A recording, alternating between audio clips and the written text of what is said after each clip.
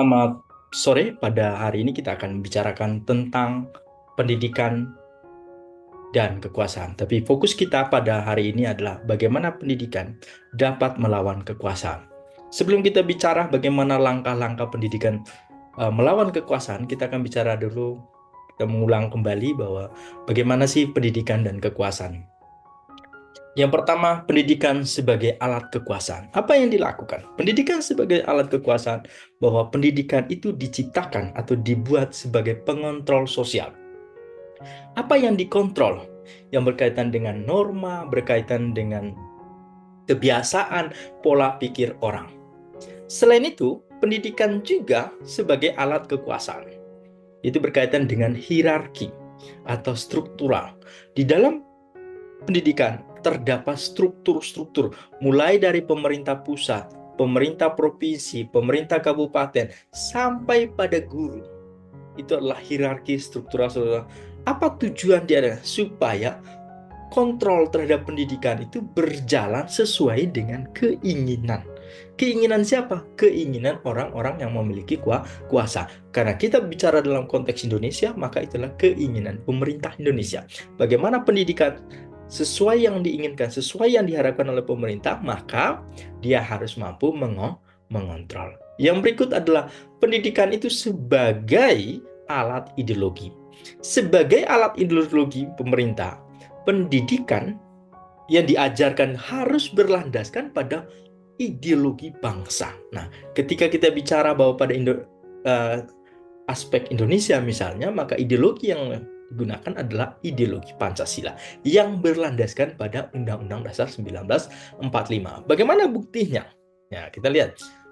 Contoh mata pelajaran atau mata kuliah yang memang mempertahankan cita rasa ideologi itu, yang ada mata pelajaran BPKN, ada mata kewarganegaraan. Ya, itu tujuannya apa? Supaya ideologi atau cara pandang bangsa itu tetap dilestarikan. Ya. Selain itu ada pendidikan mata kuliah lain, mata kuliah yang atau mata pelajaran lain yang memang mendukung ya pendidikan karakter misalnya, atau misalnya mendukung uh, uh, pendidikan keagamaan, karena misal pada Pancasila juga ada nilai-nilai keagamaan. Kemudian kita bicara yang berikutnya adalah pendidikan sebagai pencipta kelas sosial. Ya, jadi jangan salah bahwa pendidikan juga bisa menciptakan kelas sosial baru. Nah, bagaimana buktinya? Ya, ketika kita bicara bahwa pendidikan adalah mampu menciptakan kelas sosial, maka kita bisa lihat pada misalnya pemerintah atau penguasa atau siapapun orang yang memiliki akses pada kekuasaan bisa menciptakan itu dengan cara apa? Tetap menjaga kesenjangan antara orang kaya dan si miskin. Secara teori memang semua orang bisa berhak memperoleh pendidikan yang layak di negeri ini. Itu teori. Dan itu dijamin oleh undang-undang. Tetapi persoalannya, apakah teori itu sama dengan realita? Nah, kita membicarakan tentang realita. Dan bisa kita lihat bahwa dari sisi realita, bahwa pendidikan di Indonesia belum sepenuhnya sebagaimana menurut teori.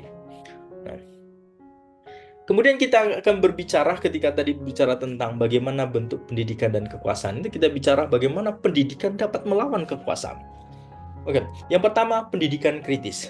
Ya, ada beberapa tokoh yang hari ini saya mengungkapkan, ada dua tokoh, Paulo Freire dan Henry Giraud. Ya, mereka mengatakan bahwa pendidikan itu sebagai sarana pembebasan. Apa yang dibebaskan? Itu belenggu-belenggu kekuasaan terhadap pendidikan. Sebagai sarana pembebasan, menurut Paulo Freire, bahwa pendidikan itu tidak boleh membelenggu orang. Tapi dengan pendidikan kita bisa melawan tirani kekuasaan. Ya, sebagai contoh misalnya orang yang mungkin dulu datang dari kasta rendah, tapi tiba-tiba dia dengan sekolah, dengan berpendidikan, maka orang tidak lagi melihat kastanya karena dia tapi orang melihat bahwa oh ternyata dia berpendidikan ya.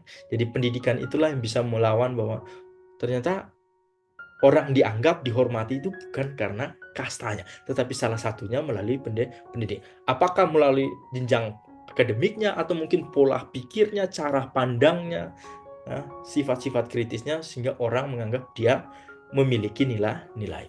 Yang berikut adalah Giroud, mengkritisi dan menantang struktur pendidikan. Ketika kita misalnya berbicara tentang mengubah status sosial, mengubah kondisi politik, mengubah kondisi ekonomi, bisa melalui pendidikan. Hari ini, ketika kita bicara tentang memperbaiki status sosial seseorang, jabat misalnya, kedudukan kasta itu tidak lagi menjadi pengaruh, tetapi salah satunya hari ini adalah pendidikan. Ini sudah kita alami sebenarnya. Kemudian politik. Orang masuk ke lingkungan politik hari ini tidak semata karena dia punya uang, tapi bisa jadi karena dia memiliki kualitas diri yang bagus, memiliki pola pikir yang bagus, memiliki daya kritis yang bagus. Ya, kemudian ekonomi.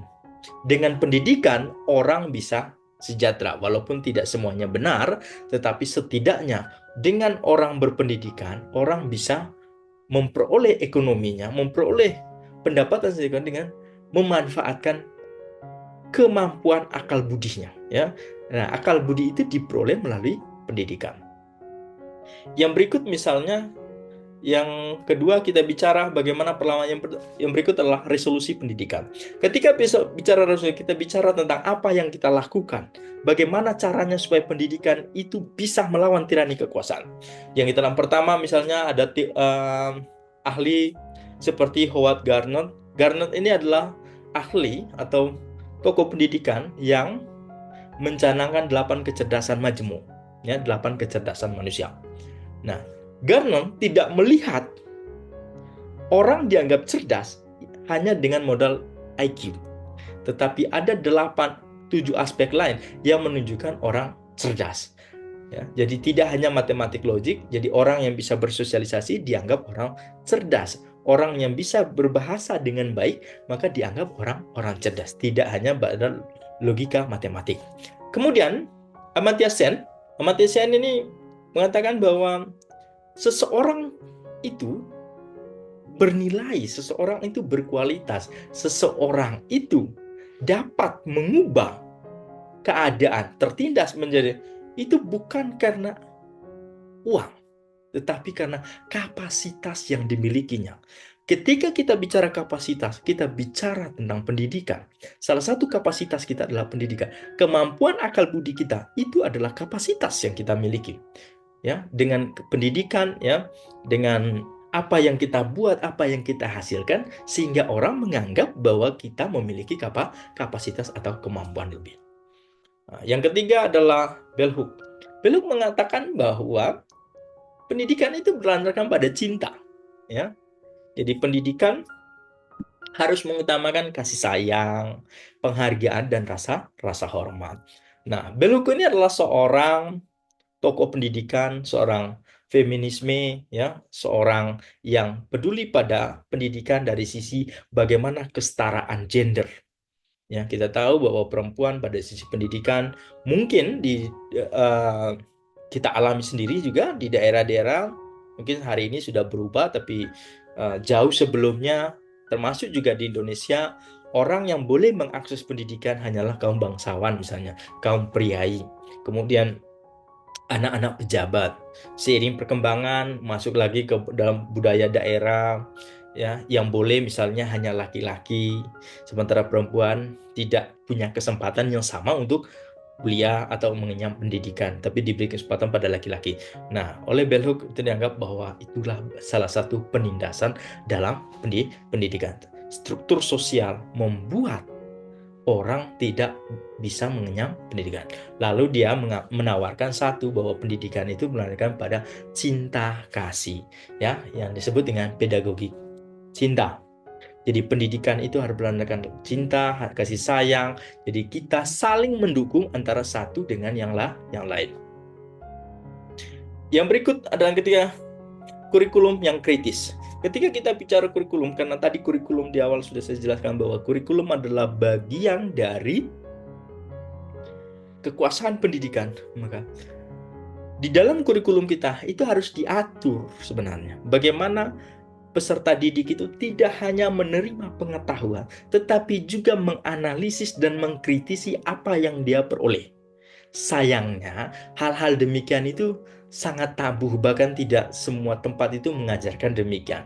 Kita selalu diajarkan untuk tetap manut, ya, kita tetap satu instruksi dan sebagainya. Nah, pendidikan yang kurikulum yang kritis itu akan memberikan kesempatan bagaimana peserta didik mulai berpikir kritis tentang apa yang dia terima, lalu bagaimana kondisinya, terus apa solusi yang dia tawarkan. Apakah berkaitan dengan materinya, apakah berkaitan dengan isi kurikulumnya. Ya, hari ini mohon maaf sekali kalau kita melihat bahwa kurikulum kita itu kurikulum satu pintu.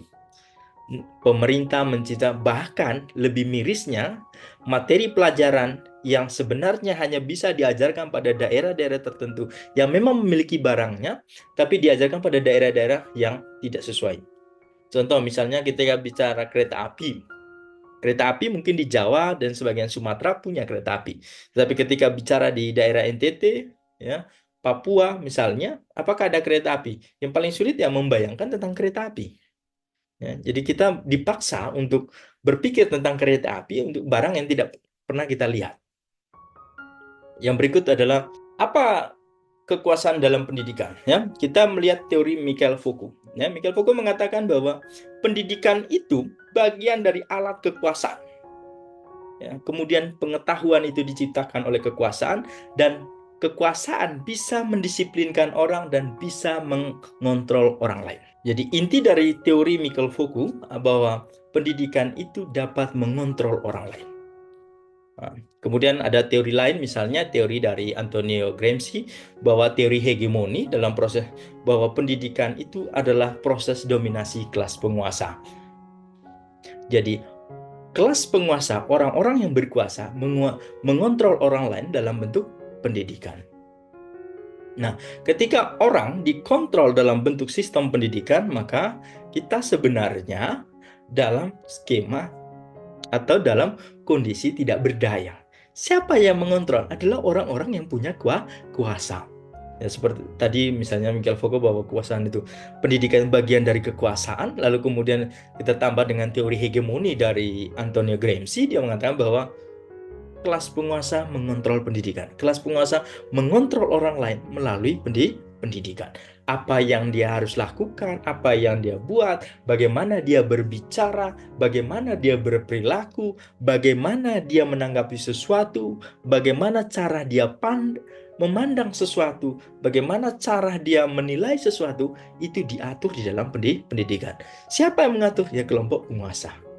Nah, tujuannya apa? Agar apa yang diinginkan oleh penguasa, apa yang diinginkan oleh pemilik modal, apa yang diinginkan oleh penguasa politik misalnya, harus sejalan sampai pada level paling bawah sekalipun. Ya. Itu artinya bahwa pendidikan dan kekuasaan itu tidak terpisah. Hingga kita tidak dapat Nah, cara kita menolak ya seperti tadi, kita sudah harus menyatakan bahwa harus dirubah sistemnya. Ya. Nah, untuk mengubah sistem itu atau mengubah pola itu, kita punya tantangan besar sebenarnya. Yang pertama, kebijakan pendidikan kita. Ya, dari sisi kebijakan, ya, hari ini namanya tadi itu faktor kekuasaan sangat dominan. Sekarang kebijakan pemerintah kita cukup bagus, ya, walaupun ada negatifnya, tetapi setidaknya cukup bagus. Pemerintah untuk membuka kesempatan sekolah bagi orang-orang miskin, pemerintah memberikan beasiswa. Ada beasiswa bidik misi, LPDP, dan beasiswa yang lain. Ya. Kemudian ada pembukaan izin operasional, pembukaan sekolah baru, ya, diberikan izinnya. Kemudian misalnya kebijakan sumber daya manusia, guru-guru yang belum PNS, ada kebijakan bisa melalui jalur P3K, ya. Kemudian misalnya dari sisi infrastruktur, ya.